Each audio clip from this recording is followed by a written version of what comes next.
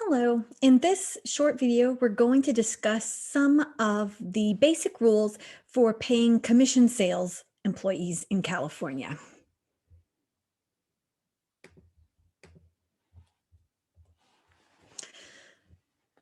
So we'll start with, what is a commission? A commission is compensation paid to an employee for selling a product or service. A commission can be based on the amount of goods or services sold or the monetary value of the goods and services sold. Commissions are wages that an employee is entitled to receive because of the sales that they made. This is different from a bonus or a piece rate. A bonus is at the discretion of the employer or is factored into, can be factored into any criteria that the employee meets in the workplace for a non-discretionary bonus. And the piece rate is the amount an employee is paid per task or per item. Commissions are specific to sales. And commissions have to be paid in the first pay period, after which the employer can reasonably calculate the commission. So how are commissions computed? It can be based on a price percentage. So for example, a percent of the price the consumer pays. It could be based on profit, a percentage of the profit the employer receives on the sale. It could be a flat rate for each sale. It could be a fixed base amount or a percentage, for example, $300 or 25% of the sale, whichever is higher. Or it could be a mixed agreement on any of the above, or for example, a percentage that's tied on the amount of total sales that a salesperson makes in the month. And the more they sell, the higher their percentage goes up. In California, commissions must be in writing. So everyone who's earning a commission should have a written commission agreement.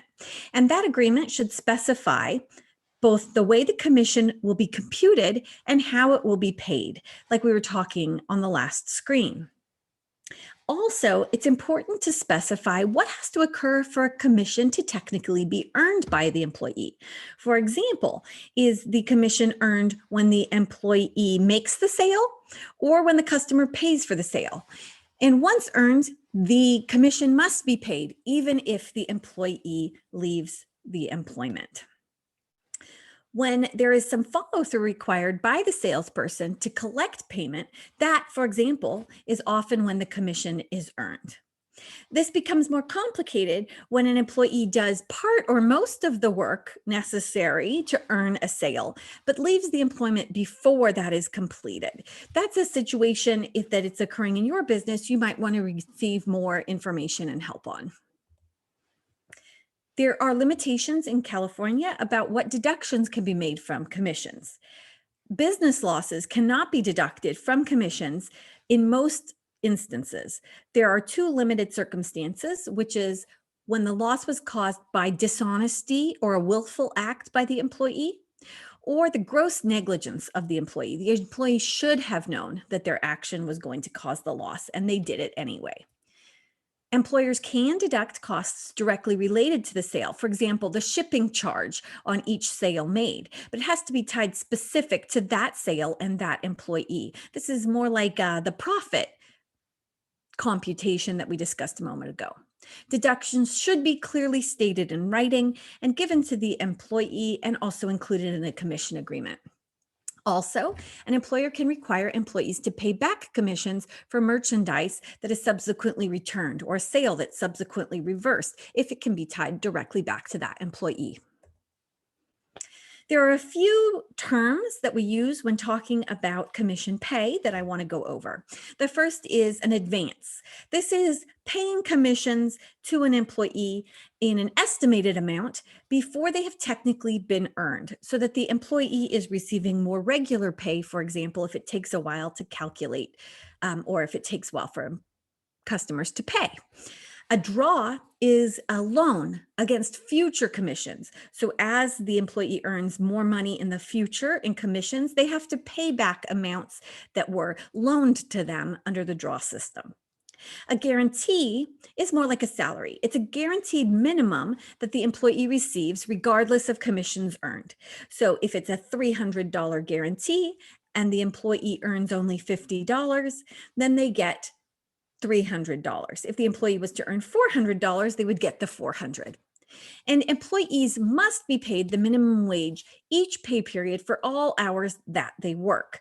This means that employers cannot charge back advances or draws if they will result in the employee earning less than the minimum wage in a given pay period. There is an exemption from overtime for commission sales employees, and they have to meet the criteria each pay period. So if they have to earn 1.5 times the minimum wage and half of their income in the more than half of their income in the form of commissions, and work in retail or certain professional, technical, clerical, mechanical, or similar occupations. If the employee is not exempt in a given pay period, they have to receive overtime pay if they work more than 8 hours in a day or 40 hours in a week for that pay period. And commission sales employees are still entitled to meal and rest breaks. There's also an exemption for outside sales employees. These employees must meet two criteria. They have to spend more than half their work time away from the employer's place of business. That could be wherever the employer is conducting business, and not just the home office. And the employee has to earn more than half of their income in the form of commissions.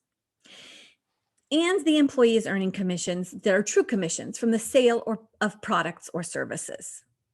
So, for example, if an employee sells, but they also are responsible for delivering or installing the product, and they spend more than half of their time doing delivering or installing, then they are not an exempt outside salesperson.